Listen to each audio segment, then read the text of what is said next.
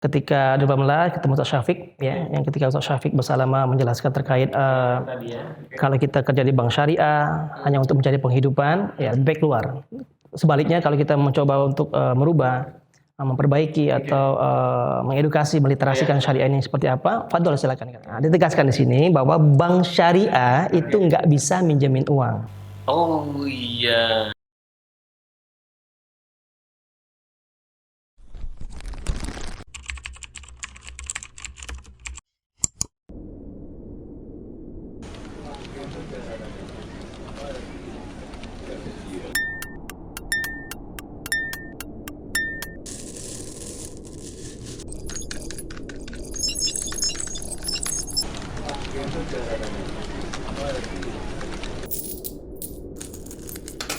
Balik lagi di podcast Beris Consulting. Alhamdulillah ini adalah part 2 di mana teman-teman kemarin udah lihat kita ngobrol banyak sama Abu Hisham Arista, di mana beliau ini seorang praktisi di perbankan syariah, dan memang di part pertama kita sudah mengetahui ternyata banyak juga ya produk-produk dari perbankan syariah yang memang bisa digunakan yang benar-benar insya Allah sesuai syariah seperti itu. Nah, kita di part kedua ini banyak banget lebih bertanya mungkin tentang pribadi dan apa ya, kenapa masih bertahan ya. Ini pertanyaan yang teman-teman pasti tunggu kalau misalnya lihat di podcast Beris Consulting, yaitu titik balik kenapa masih bertahan di perbankan syariah. Sedangkan tadi banyak juga loh di part pertama teman-teman yang ngecengin gitu loh, ya kan? Gimana itu? Ya, baik, alhamdulillah ya. Alhamdulillah pertanyaan tersebut sangat apa ya, istilah itu dulu ya 2017 tadi saya sebutkan tadi itu sempat menjadi dilema ya. Ya titik baliknya di 2017 yang ketika 2018. Ketika 2018 ketemu Ustaz Syafiq ya, yang ketika Ustaz Syafiq bersama menjelaskan terkait kalau kita kerja di bank syariah hanya untuk mencari penghidupan, ya lebih baik keluar. Sebaliknya kalau kita mencoba untuk merubah, memperbaiki atau mengedukasi, meliterasikan syariah ini seperti apa, fadhol silakan katanya. Nah, di saat titik balik ana untuk terus berada di bank syariah, karena dapat nasihat juga dari ustaz-ustaz ana bahwa kita sebagai seorang muslim itu harus ada amalan yang bisa kita banggakan di hadapan Allah. Dan itulah yang jadi modal untuk bertambah semangat ya. Makanya ana juga sadar bahwa ana ini kan bukan lulusan pesantren nih. Bukan lulusan ekonomi syariah. Guru pendidikan. Lulusan pendidikan syariah, pendidikan ekonomi, pendidikan syariah, apalagi lulusan perbankan syariah. Tapi kepraktisian ana sebagai pelaku atau praktisi itu sebagai kapabilitas ana untuk bicara masalah ini. Karena di mana teman-teman juga di lapangan ya, khususnya praktisi bank syariah, nggak semuanya ya memahami apa yang syariat itu anjurkan atau perintahkan. Pesan-pesan buat teman-teman praktisi gitu loh yang sedang berjalan. Jadi hadirnya bank syariah yang pertama kita harus garis bawahi itu bukan untuk jadi ajang persaingan. Kan mungkin banyak nih bank syariah nih di Indonesia kan banyak tuh. Jadi hadirnya mereka tuh bukan untuk persaingan. Jadi percuma ada bank syariah tapi kalau SDM-nya tidak paham syariat. Artinya dia tidak akan berjalan sebagaimana mestinya. Harusnya mengetahui dulu. Betul. Jadi saran atau nasihat lah untuk saya pribadi ya, untuk juga teman-teman praktisi syariah, bank syariah, hendaknya kita mulai aware ya terhadap apa yang kita kerjakan. Karena wallahi ketika kita meninggal dunia, apa yang kita lakukan terkait target dan sebagainya tidak akan dipertanggungjawabkan nanti di akhirat. Tapi akan Allah tanya, selama antum bekerja di bank syariah, manfaat apa yang antum sudah berikan pada umat? Maka itu yang kita harus garis bawahi sebagai semangat kita untuk terus berada di bank syariah ini. Karena apa ya, misalkan praktisi bank syariah ini sebagai apa ya, istilah itu pusat informasi terkait perbankan syariah untuk masyarakat yang masih awam. Iya. Jadi sangat lucu kalau ada masyarakat bertanya kepada praktisi, Pak apa sih bank syariah itu atau beda bank syariah bank konven? Wah Pak saya nggak tahu. Lucu kan gitu kan? Di situ langsung kita bingung lagi para masyarakat. Pak saya tanyakan dulu Pak sama bagiannya. Itu kan nggak kayak gitu kan. Nah itu terlepas dia jabatannya apa, dari level manajer sampai ke OB, mereka harus paham masalah bangsa. Karena orang taunya praktisi itu adalah pegawai bank syariah. Brandingnya gitu. Bank syariah, bukan dia nggak tahu dia teller, dia CS, dia marketing, dia nggak lihat itu masyarakat. Taunya dia pegawai bank syariah, wah saya harus tanya dengan dia harus tahu pasti jawabannya apa. Seperti itu sih.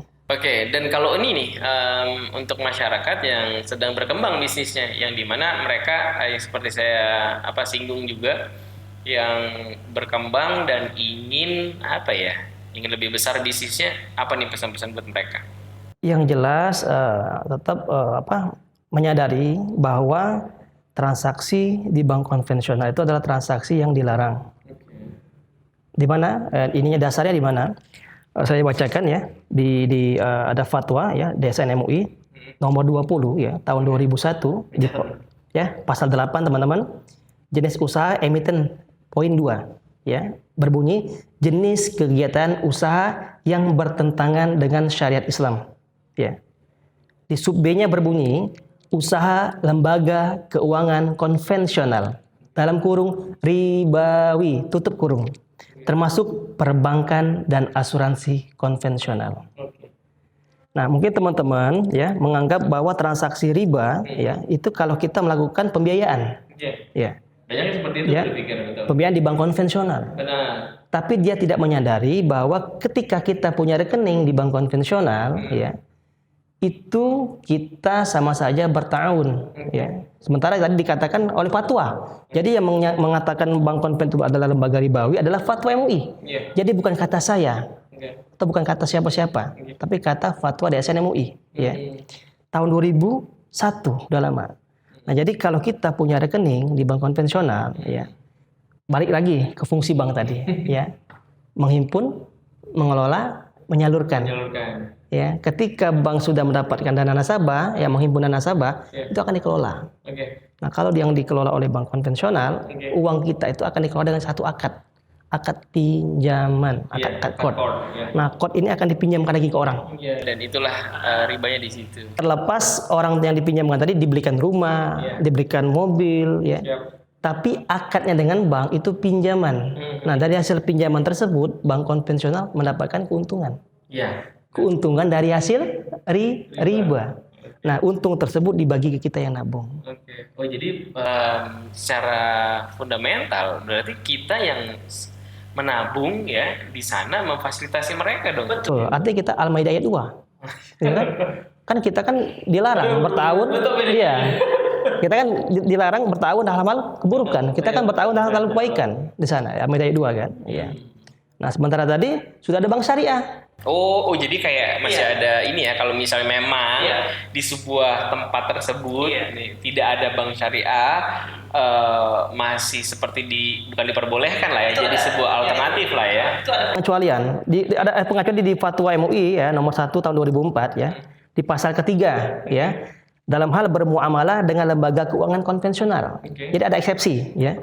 Bagi kita yang masih bertransaksi di bank konven. Nah, di situ ada disebutkan dua poin. Yang poin pertama, untuk wilayah yang sudah ada kantor atau jaringan lembaga keuangan syariah dan mudah dijangkau. Lah ya. Tidak dibolehkan. Kita dekat di sini, ada di KM12 itu. Dan tidak dibolehkan melakukan transaksi ya yang didasarkan kepada perhitungan bunga. Artinya kalau sudah ada bank syariah di daerah kita dan bisa kita jangkau, kita tidak diperkenankan lagi transaksi di bank yang melakukan transaksi secara perhitungan bunga. Dalam hal ini ialah tadi bank konvensional. Nah, poin kedua ya eksepsinya untuk wilayah yang belum ada kantor atau jaringan lembaga keuangan syariah, maka diperbolehkan melakukan kegiatan transaksi di lembaga keuangan konvensional berdasarkan prinsip darurat. Artinya kalau kita tidak terjangkau bank syariah, contoh kalau kita dari daerah Palembang di jalur misalkan. Kan susah ya, di mana mereka juga memang tidak ada fasilitas. Mau nyebrang ke kota kan naik speed segala macam. Itu jauh tuh. Tapi kan sekarang ada tuh. Nah, makanya itu mau saya jawab. Nah, makanya itu untuk menjawab hal itu bahwa sekarang di bank syariah itu sudah ada namanya agent. Agent bank kayak kalau apa ya yang bisa katakan kayak ya agent bank lah. Kalau bank konvensional kan sudah banyak tuh biasanya kan. Jadi ada juga agent bank syariah. Ada. Masya Allah. Jadi udah nggak ada alasan lagi nih Berarti masyarakat. ini juga bisa jadi solusi ya buat teman-teman yang mungkin punya usaha terus kayaknya kita boleh nggak nih kalau misalnya pengajuan buat jadi agent juga? Bisa, berarti jadi solusi bisa, juga ya. bisa. Jadi nambah bisnis Iya, juga. jadi kita kan memfasilitasi ya, memudahkan masyarakat untuk bertransaksi secara syar'i. Seperti itu. Nah, itu nanti kita bisa aku dapat duit sama dapat pahala dong. Betul. Masya Allah. juga dapat bisnisnya dapat, akhirat dapat seperti itu. Oke, jazakallah khair. Terima kasih banyak ini Ya. Bang Arista, di mana kita bisa mengetahui beberapa produk. Cuman lebih fokus memang kita ngobrol di akad murabahah ya. Dan ini memang banyak teman-teman UMKM yang juga baru tahu gitu loh. Ternyata memang ada loh gitu, bisa loh gitu, bisa beli barang gitu. Dan Bank Syariah ini benar-benar jadi solusi gitu loh buat teman-teman yang punya bisnis seperti itu. Ada ini tambahan? Ya mungkin tadi ya dibahas tadi karena kenapa demikian disebutkan yang disebutkan antum tadi bahwa masyarakat kita ini masih menganggap bank ini ya baik syariah maupun konven itu hanya cuma bisa dua kerjanya. Apa itu? Pinjam, simpan, simpan, pinjam. Pinjam. Nah, ditegaskan di sini bahwa bank syariah itu nggak bisa minjemin uang.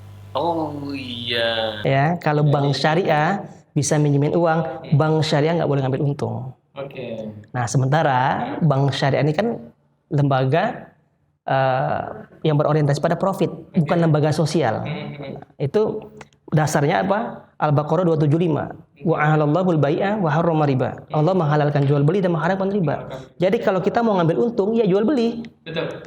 Bukan yang transaksi riba tadi. Seperti itu. Nah, mungkin demikian teman-teman, mungkin bisa menjadi wasilah kita ya untuk memahami apa itu praktek bangsa itu seperti apa.